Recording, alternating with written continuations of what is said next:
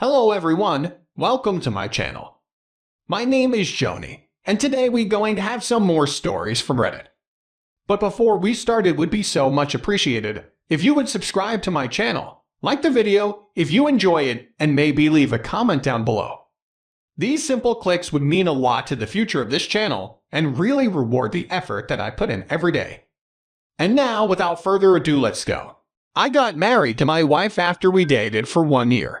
Looking back now, I know I should have dated her for much longer before committing to marriage. We were married for 3 years when I decided to surprise my wife at work with flowers and a takeout lunch from her favorite restaurant. When I got there, I told the receptionist, Kelly, who I was there to see.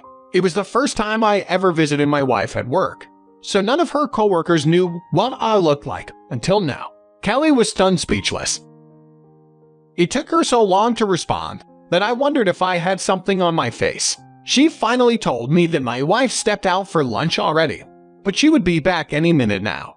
I took a seat in the lobby right by the entrance to the building. Kelly started texting like a mad woman on her phone. I noticed a few women peeking their heads around the reception desk, casually walking by and looking at me or creating a whisper-level conversation with Kelly. Maybe they were envious. I was bringing my wife flowers and good food. I felt like a pretty good man until I saw my wife come strolling through the entrance, walking hand in hand with another man. As soon as she saw me, she dropped his hand and distanced herself. She looked really upset. She walked up to me very quickly. As I slowly stood up, she asked me what I was doing here. I stammered, looking around at the 5 women and 1 man that were staring at us. It was actually Kelly that spoke up first. She asked me, "So you're her husband?" My wife covered her mouth. She was realizing how bad this was. "Yes, I am," I said. The man walked out. My wife followed him. I tried to follow her, but Kelly and some other women stopped me. They said my wife had introduced them to that man 8 months ago, claiming he was her fiancé. You can imagine how alarming that news was.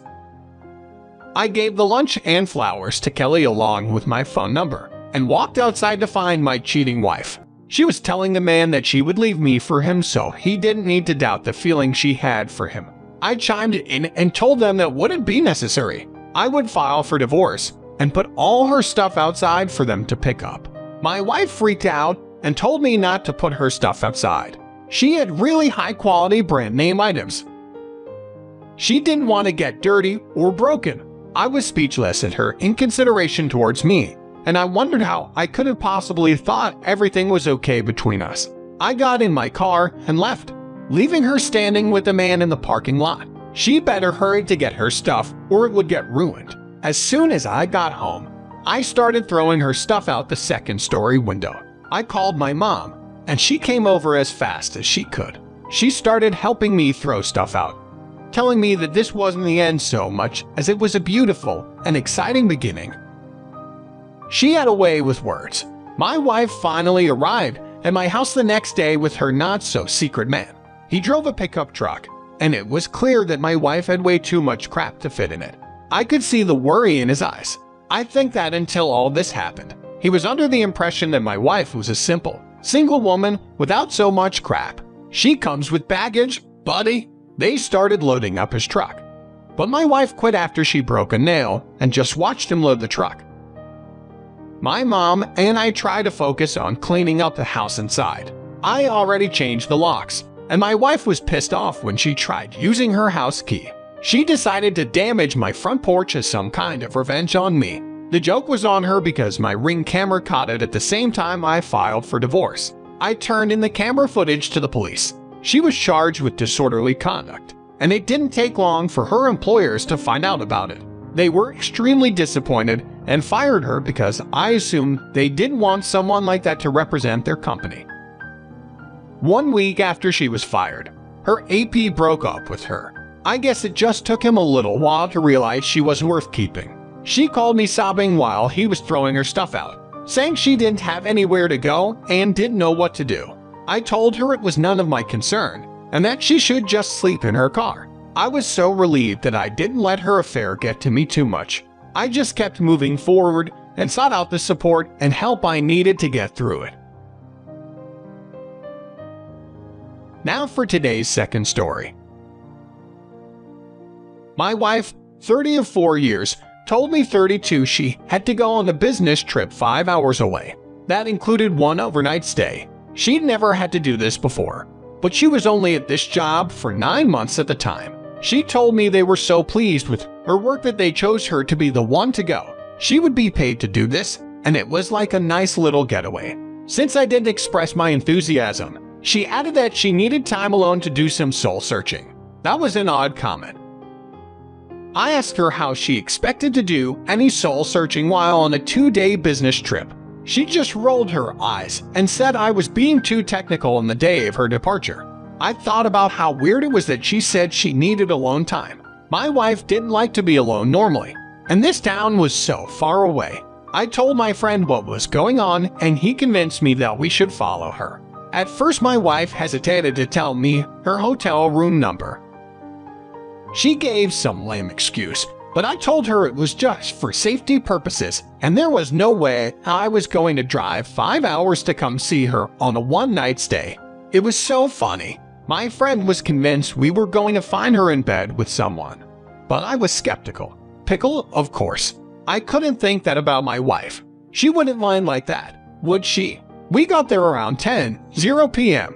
Way after my wife got there, worked, and settled down. She texted me goodnight, but even that was odd. My wife usually stayed up pretty late. We went up the elevator and stood in front of her room door.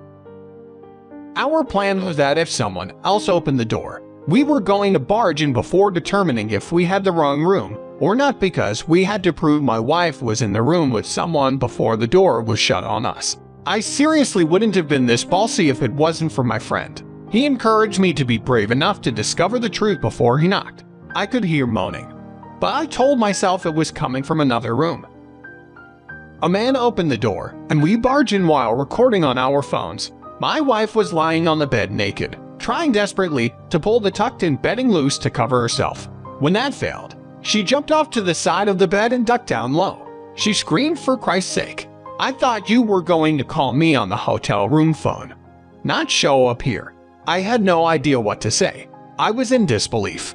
My friend had a lot to say. He'd known her through me for these past 4 years, so he felt entitled to tell her what easy, worthless thing she was for cheating on me.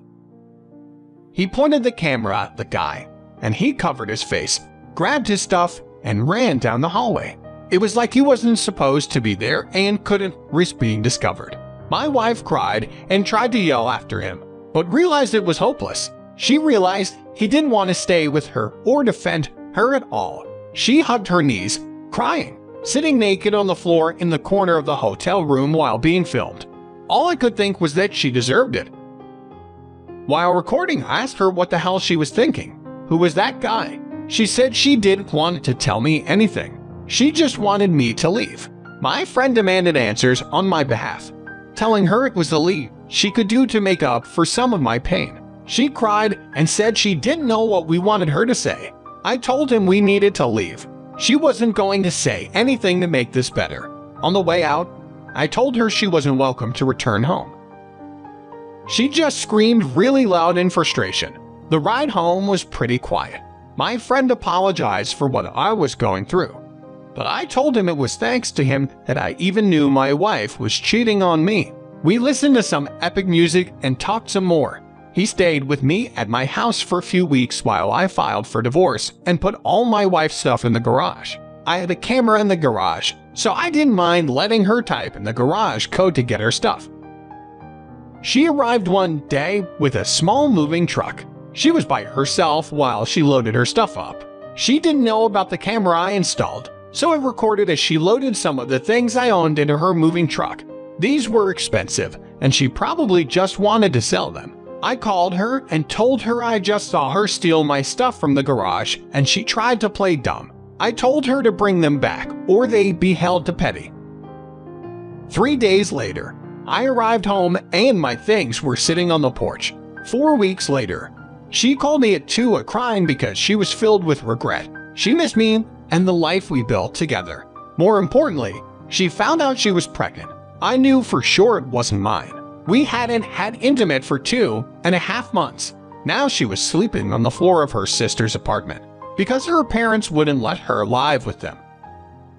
I told her she did this to both of us and it couldn't be fixed. I was not going to support her or the affair child. Her only choice was to keep moving forward and make better decisions from now on. She apologized to me one more time before hanging up. We haven't spoken for a long time now. I think she still lives with her sister. I started a little business and hobby with my friend, and it's really taken off. I have a passion for it, and it makes me money, so I'm very happy. My ex's sister tried asking me for some help with rent and baby expenses because somehow it was my fault. The responsibility of my ex fell onto her. I guess that's an indication that my ex isn't in a hurry to get back to work. I just laughed at the request for money. I understand times are tough, but I refuse to help support that lying, cheating woman.